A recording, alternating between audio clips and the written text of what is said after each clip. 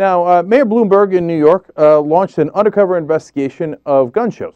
He wrote about it as well, and he said, you might be asking why. Why is this mayor of New York involved in gun shows in places like Tennessee and Nevada? And they went to out-of-state gun shows. He said because 89% of the guns used in crimes in New York City come from out of state. Now, and it is exceedingly simple to buy guns at gun shows without any background checks.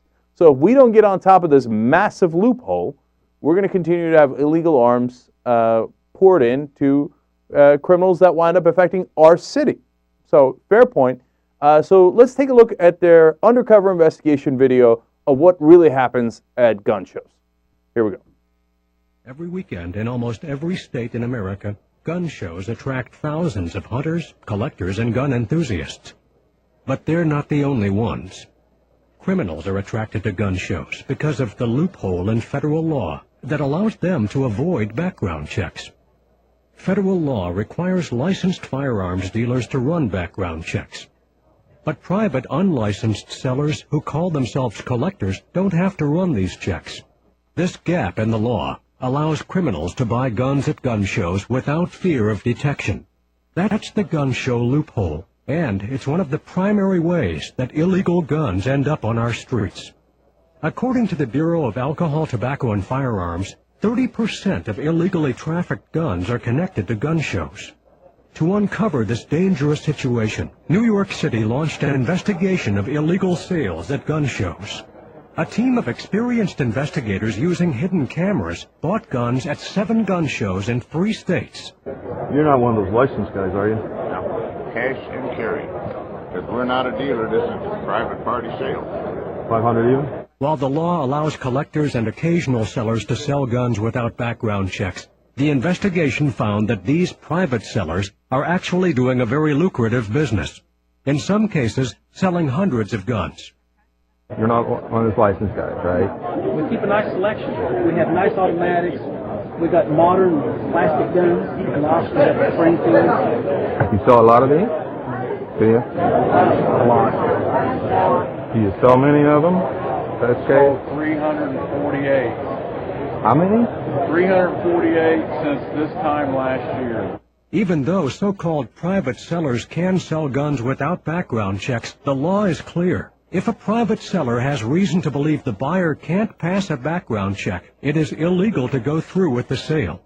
I don't need your address. So no background check? Nothing. Just show me that you're from Ohio.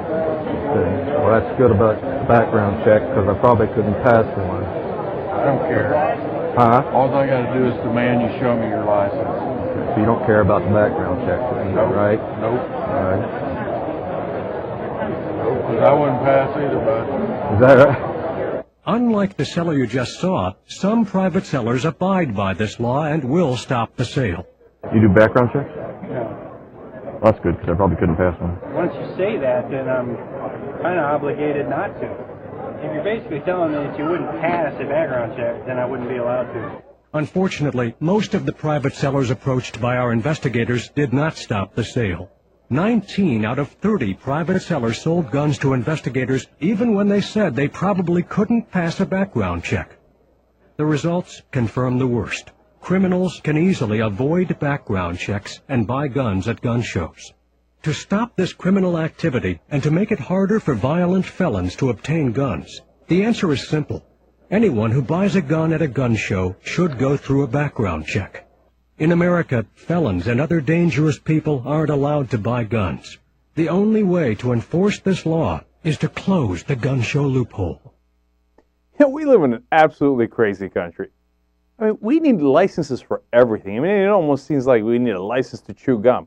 The other day, I realized that if I wanted to fish in my local pond back home in New Jersey, that I had to get a license for it. That blew me away.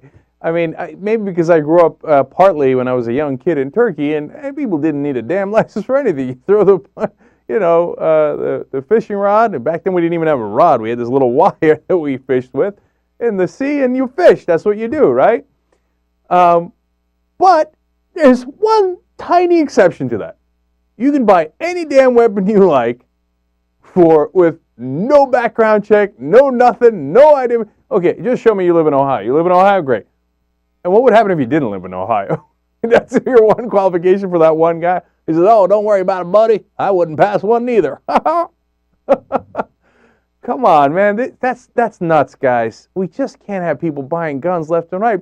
So if the 19 terrorists who did 9/11 didn't need guns and they didn't use guns, but if they wanted to, they could just walk into a gun show and be like, I wouldn't pass a background check. I'm a terrorist. But hand me a gun. Well, hey, give me a Glock. Give me 3.